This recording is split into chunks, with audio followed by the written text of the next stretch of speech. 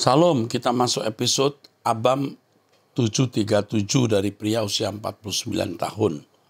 Menikah 3 anak Pasuruan, Jawa Timur. Pak Eras, ini pertanyaan saya yang ketiga. Apakah penyertaan Bapak dan kita masih layak serta kasih setia Bapak masih ada, selalu ada buat kita? Apabila kita berusaha hidup suci tapi masih sering jatuh bangun dalam dosa dan belum serupa dengan Yesus. Karena jujur tidak mudah untuk serupa dengan Yesus. Karena masih belum bisa melayani dan melakukan kehendak Bapak. Saya merasa stres, Pak. Dan hampir-hampir putus asa, akhirnya doa jadi gak tenang. Karena kalau belum serupa dengan Yesus, berarti kita belum selamat. Itu yang buat aku tertekan, Pak, sehingga aku merasa tidak layak. Karena doa saya seolah-olah tidak dijawab untuk hidup melekat sama Tuhan. Bahkan aku merasa semakin jauh.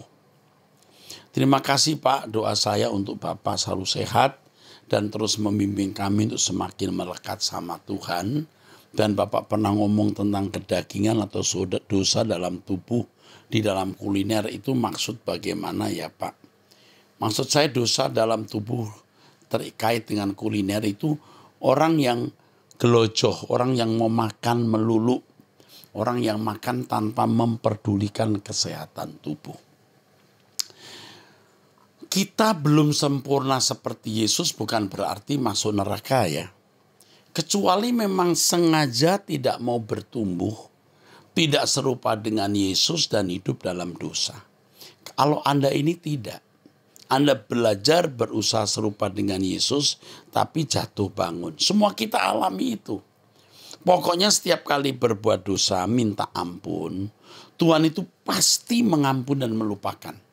Kalau berbuat dosa lagi, minta ampun lagi. Itu memang prosesnya. Dan kamu jangan merasa bahwa kamu akan ditolak Tuhan. Tidak. Kalau dari tulisanmu yang saya baca, kamu orang yang sedang dibimbing menuju kesempurnaan.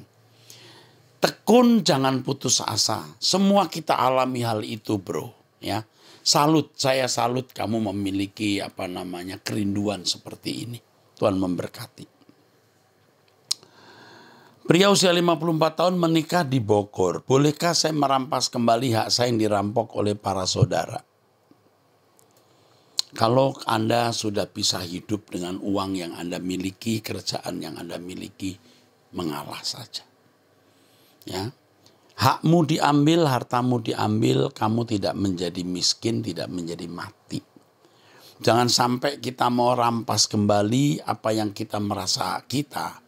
Kalaupun kita berhasil, tapi itu tidak membuat kita sehat, tidak membuat kita ini diberkati Tuhan, celaka. Tuhan bisa mengembalikan berlipat kali ganda. Kalau saya lebih baik tidak usah merampas kembali. Biar diambil, Tuhan bisa gantikan. Dan saya ingatkan kepada saudara yang merampas hak orang, Anda tidak akan luput dari hukuman Tuhan. Amin.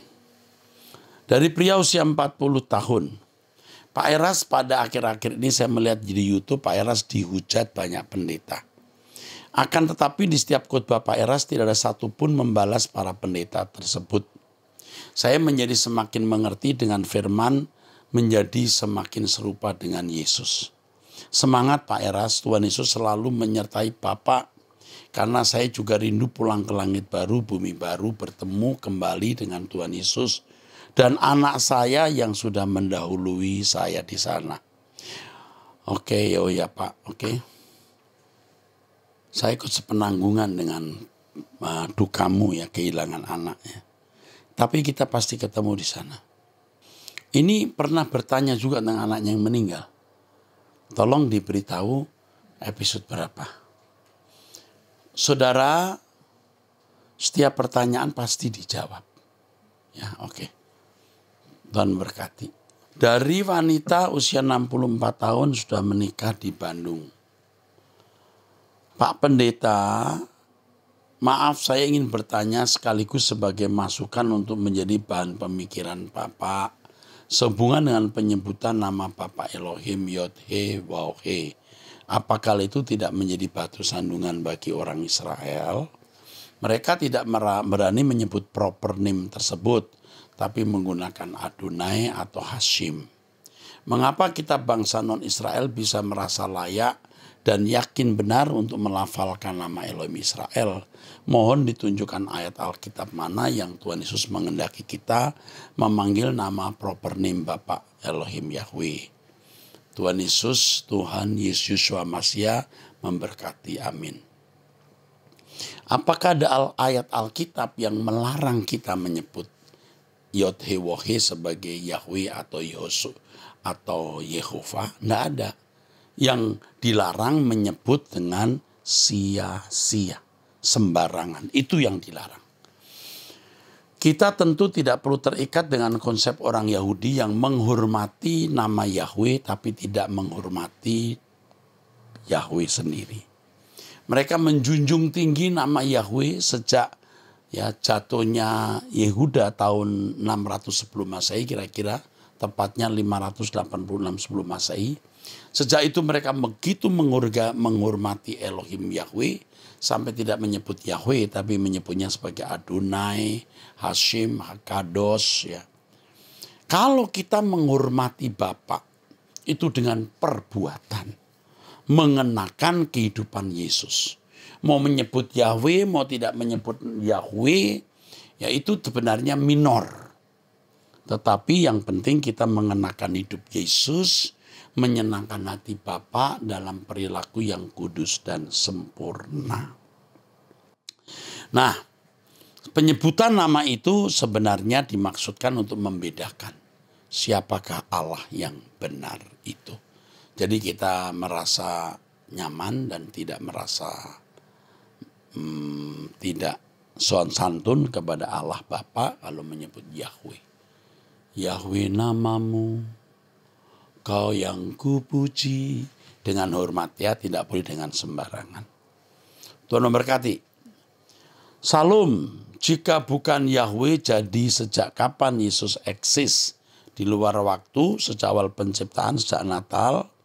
Jika Yesus tidak eksis sejak kekekalan, tahta siapa yang ingin direbut oleh Lucifer? Bagaimana kaitannya dengan corpus delicti? Oke. Yang pertama saya harus mengatakan minta maaf untuk konsep Tritunggal saya dulu salah. Menurut saya salah sekarang. Saya tarik semua buku-buku menyangkut Kristologi, Roh Kudus, dan mengenai Allah. Nah, apa yang Anda tanyakan saya akan jawab di seri-seri khotbah saya. Ya, selamat belajar. Dari wanita usia 38 tahun sudah menikah di Taiwan. Pak Pendeta, belum lama ini saya baru bertobat dari dosa percabulan, perzinahan, masturbasi, pikiran-pikiran kotor. Tapi saya kadang-kadang suka bermimpi yang jorok-jorok. Saya merasa jijik, kotor, dan hina. Apakah saya berdosa? Apa yang harus saya perbuat? Begini. Kamu menghadapi libido yang kuat di dalam dirimu. Kamu harus berani menghadapi face to face. Ini fakta. Nah, untuk menghindarinya yang pertama jangan nonton tontonan yang bisa membangkitkan libido. Mungkin bukan film jorok atau bukan film porno, tapi ada unsur merangsang libido. Jangan dilihat. Dengarkan firman Tuhan, isi waktumu dengan bekerja dan mendengarkan firman. Nah, Anda perlu punya scheduling waktu yang baik.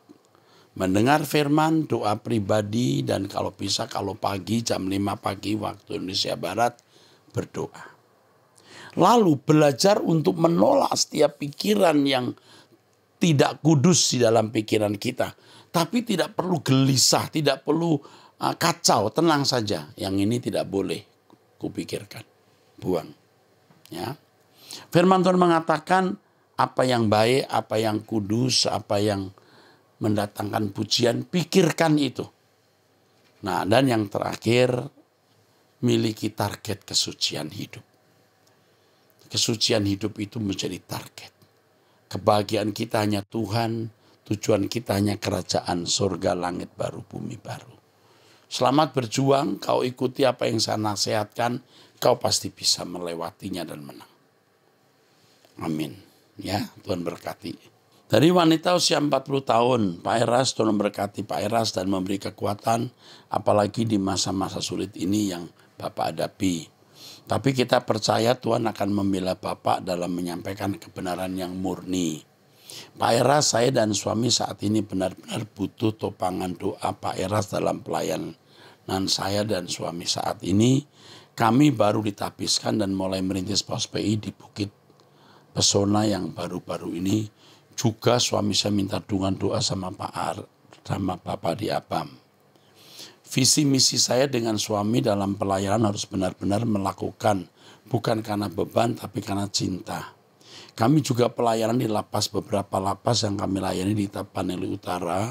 Puji Tuhan orang-orang narapidana tersebut kalau kita layani, mereka juga ambil bagian dalam pelayanan di lapas tersebut.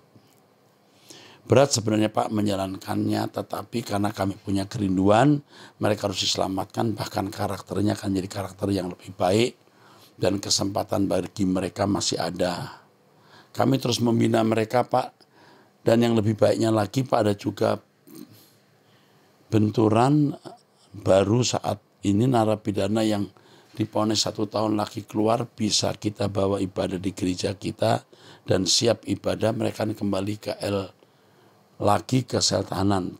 Itu sebabnya Pak kami butuh topangan doa Bapak supaya mereka terpanggil juga di sekolah STT yang akan Bapak bangun nanti juga di Medan atau sudah dibangun saat ini, saya kurang jelas tahu Pak. Ini pelayanan kami yang kami jalani saat ini Pak. Kami sedang mendoakan Bapak supaya tetap kuat untuk menerapkan tentang logos. Waktu Bapak ajarkan tentang logos, suami saya hampir menangis dan merasa ada sesuatu yang dia dapat pelajaran berharga yang tidak dapat selama ini. Tetap berjuang ya Pak ke puncaknya. Dan kalau Tuhan buka jalan, suami juga rencana mau ikut bulan ke-9 ke Jakarta, ikut pertemuan yang Bapak sampaikan waktu di Medan kemarin. Pertanyaan saya tidak ada Pak, hanya anak saya bungsu sudah 5 tahun pengen sekali ketemu Pak Eras. Oke. Lagu-lagu Pak Eras banyak dihafal oleh anak saya. Oke, tolong ini dihubungi. Ya. Harus ingatkan saya untuk menghubungi, minta nanti dihubungi Bu Es. Ya. Apa yang bisa kita dukung untuk pelayanan penjara. Ini pelayanan yang betul-betul luhur. Melayani orang penjara ini luhur ya. Kita harus dukung pelayanan ini. Dari pria usia 50 tahun, menikah 3 anak. Pak Eras, saya pernah minum minuman keras anggur merah malam Natal 25 Desember 2021 sambil video call sama teman saya. Bilang aku lagi perjamuan sendiri dengan minum anggur merah. Apakah saya telah menghujat Roh Kudus atau berbuat dosa kekal Pak? Mohon pencerahannya. Halo, Lai. Kalau Anda sadar itu salah, Lai minta ampun. Anda masih bisa minta ampun, Lai diampuni. Dari pertanyaan ini saya memastikan Lai belum menghujat Roh Kudus. Kalau sudah menghujat Roh Kudus, Lai tidak akan bertanya ini ya. Usiamu 50 tahun, sudah menikah, 3 anak, Sampit, Kalimantan Tengah. Jangan berbuat dosa lagi, Lai. Ikut Tuhan Yesus dengan sungguh-sungguh. Tuhan memberkati. Dari wanita usia 45 tahun sudah menikah di Kupang. Pak, Bapak dikenal dengan memiliki karunia untuk pelepasan dan beberapa kali saya mendengar kesaksian Bapak sering sekali melakukan pelepasan.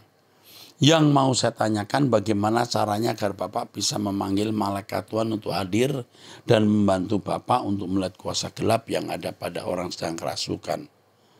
Tuhan memberkati. Hidup suci. Kalau saya tidak hidup suci, saya tidak berani ngusir setan. Ya, takut.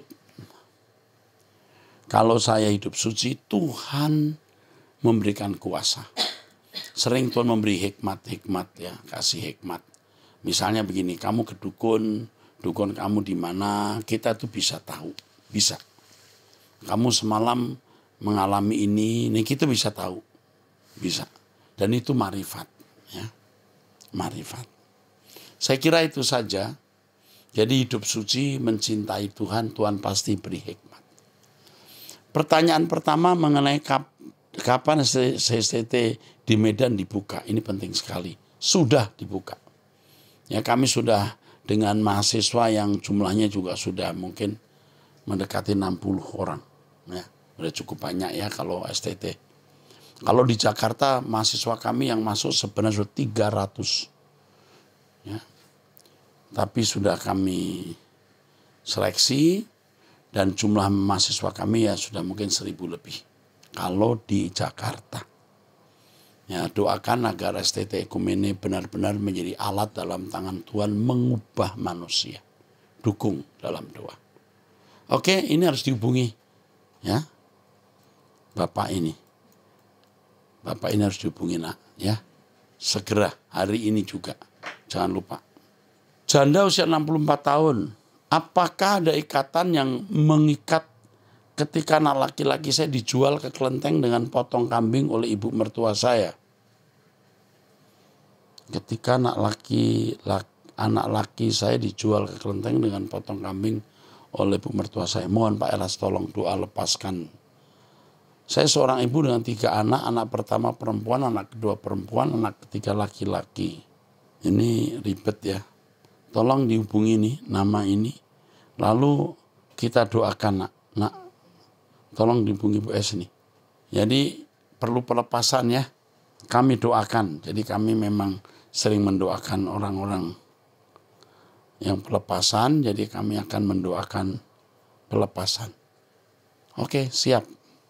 Wanita usia 59 tahun. Pak Eras, saya mengikuti khotbah Pak Eras sejak zaman corona. Alhasil saya pun mengikuti seluruh kegiatan khotbah online yang ada dari Pak Eras. Seperti ibadah online dan doa pagi. Saya mau ke LB3 Pak, Langit Baru Bumi Baru Pak Eras. Aku mau bercerita. Keinginanku ke LB3 sering dianggap remeh oleh suamiku. Dari dulu aku sudah mau benar bertobat. Tapi mulut suamiku sering ditundung minggat. Mengusir. Ya, dari dulu aku juga diam dikatai apapun. Aku dituduh selingkuh dengan Pak, dengan Bapak oleh suami saya. Maksudnya siapa?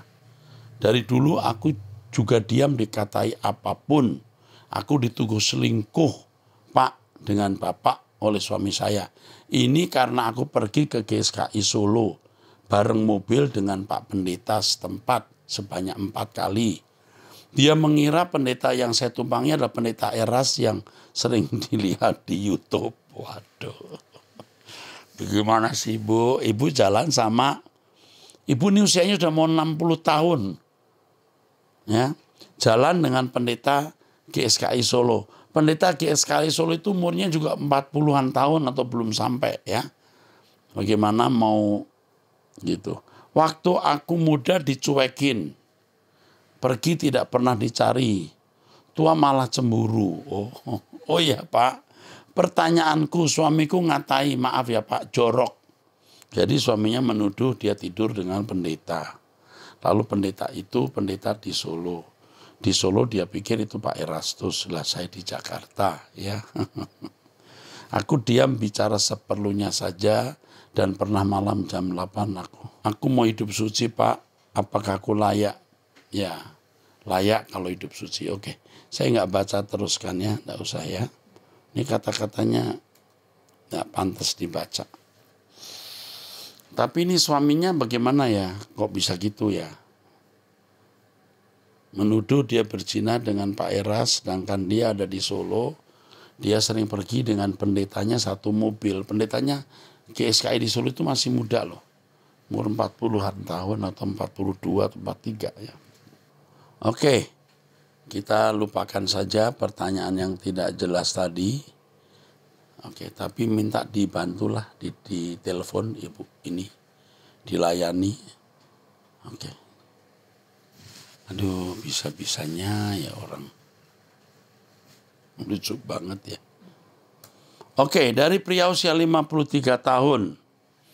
Pak Erastus yang kami hormati, saya dan suami ingin minta pendapat dan doa dari Bapak tentang anak sulung kami usia 30 tahun menjalin hubungan dengan wanita yang setahun lebih muda.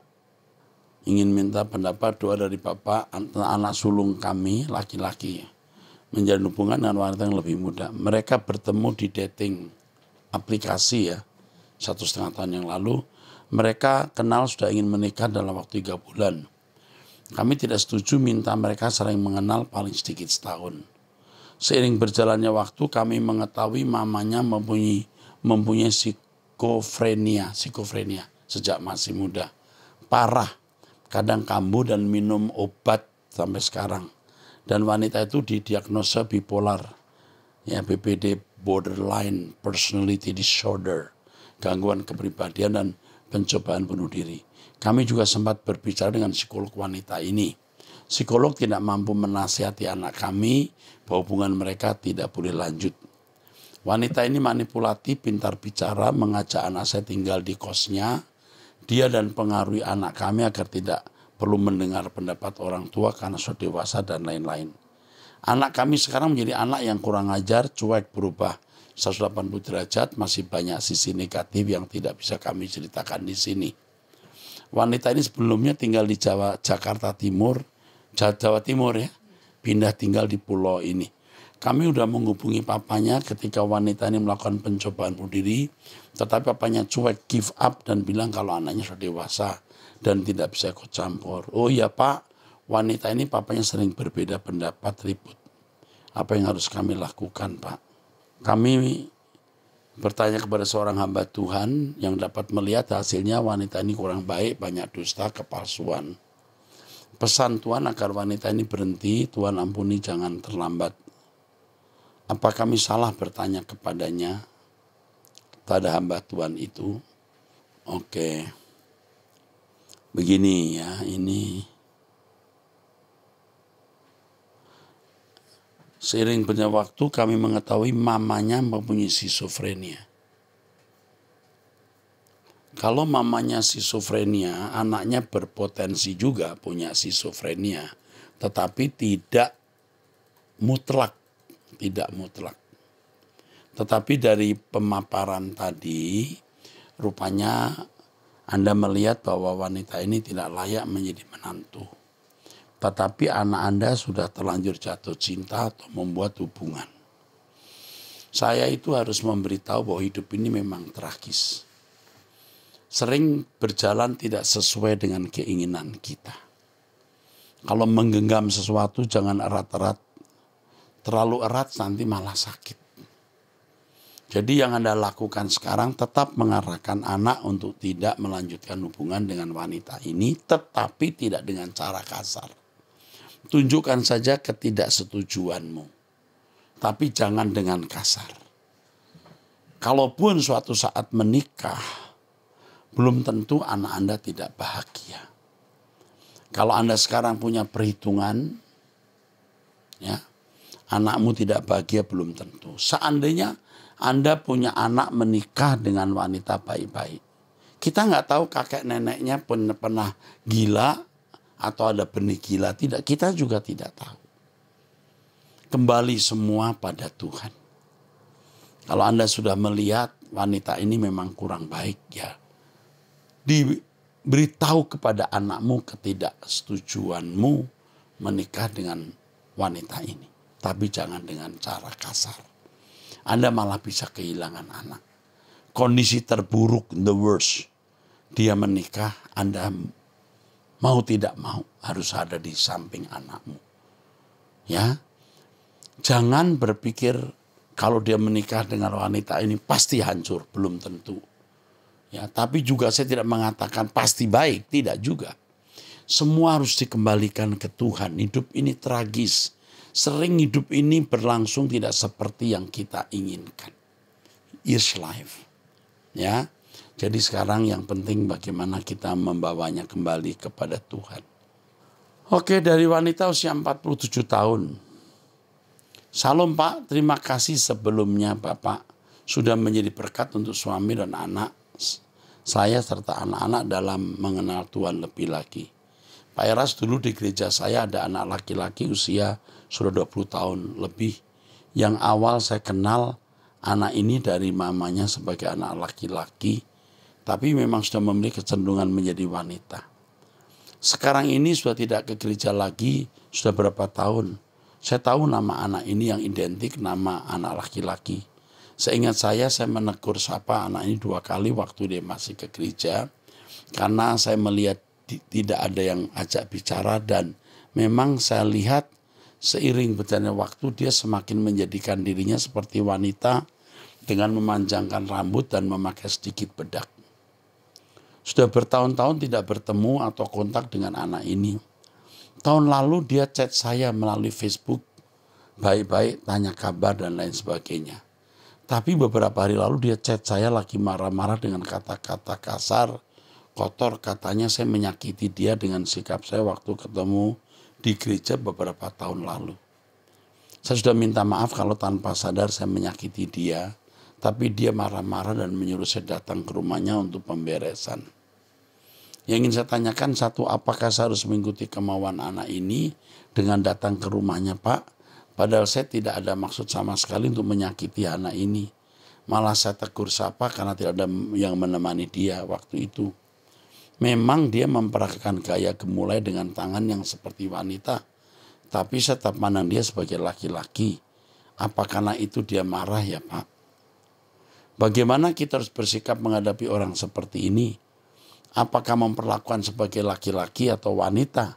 Karena dia marah waktu saya sebut nama dia yang identik dengan laki-laki. Ternyata dia ada punya nama perempuan. Oke. Yang pertama, kamu minta maaf saja lewat handphone. Kamu bilang minta maaf, tidak bisa datang ke rumah dia. Tidak usah temui di rumahnya. Ini resiko besar. Jangan.